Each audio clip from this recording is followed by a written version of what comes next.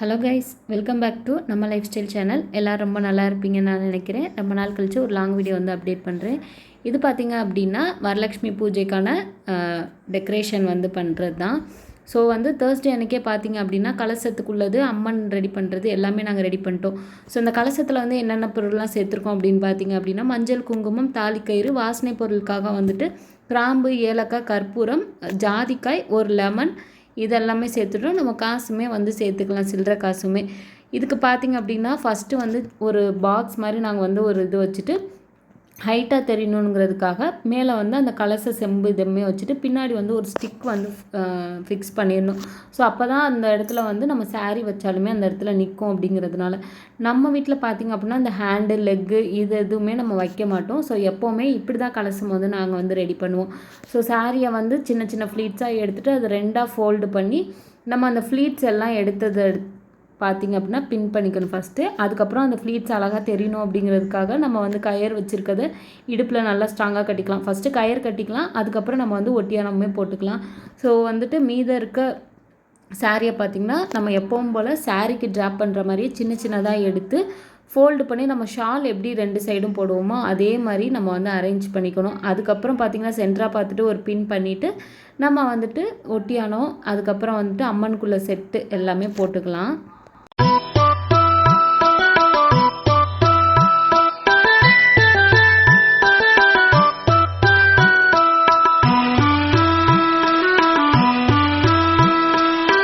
So யூஸ்வலாகவே நம்ம jewels எல்லாமே already நம்ம வாங்கி வச்சுருந்தோம் அப்படிங்கிறதுனால அதையே வந்து யூஸ் பண்ணிக்கிட்டாச்சு. ஸோ ரொம்ப டீட்டெயிலிங்காக என்னால் எடுக்க முடியல.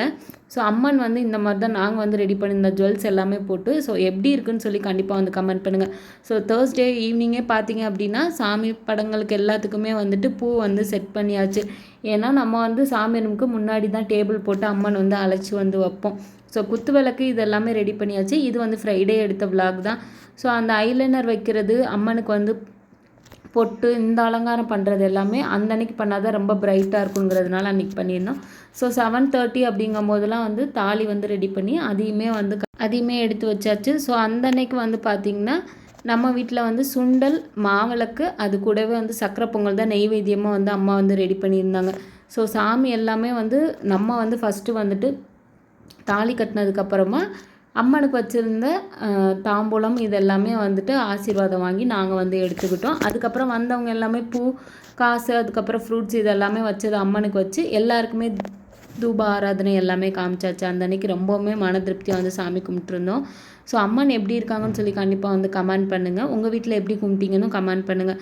ஸோ ரிட்டன் கிஃப்ட்டாக பார்த்தீங்கன்னா இதுதான் நம்ம வீட்டில் வந்து தாம்பூலமாக கொடுத்துருந்தோம். ஜாக்கெட் துணி, அது கூட வளையல், மஞ்சள், குங்குமம், வாழைப்பழம், வெத்தலை பாக்கு, பூ இதெல்லாமே கொடுத்துருந்தோம். மார்னிங் பிரேக்ஃபாஸ்ட் வந்து இந்த டைம் ரொம்ப கம்மியாக தான், ஒரு 16 பேருக்கு தான் அம்மா சொல்லியிருந்தாங்க. எப்போவும் வழக்கமாக பார்த்திங்கன்னா 50லேருந்து 70 பேருக்கு வந்து சொல்லுவாங்க. ஸோ அந்த அன்றைக்கி வந்து சிம்பிளான மெனு தான். அல்வா முன்னாடி நாளே பண்ணியிருந்தாங்க. அது கூட இட்லி, வெண்பொங்கல், சாம்பார், சட்னி, மசாலா சீயம், கார சட்னி இதெல்லாமே தான் வந்து ரெடி பண்ணியிருந்தாங்க. ஸோ நம்ம வீட்டில் வந்து வரலட்சுமி பூஜையோட அம்மன்லேருந்து எல்லாமே எப்படி இருக்குன்னு சொல்லி கண்டிப்பாக வந்து கமெண்ட் பண்ணுங்கள். பிடிச்சிருந்தா லைக் பண்ணுங்கள். கண்டிப்பாக வந்து சப்ஸ்கிரைப் பண்ணிக்கோங்க.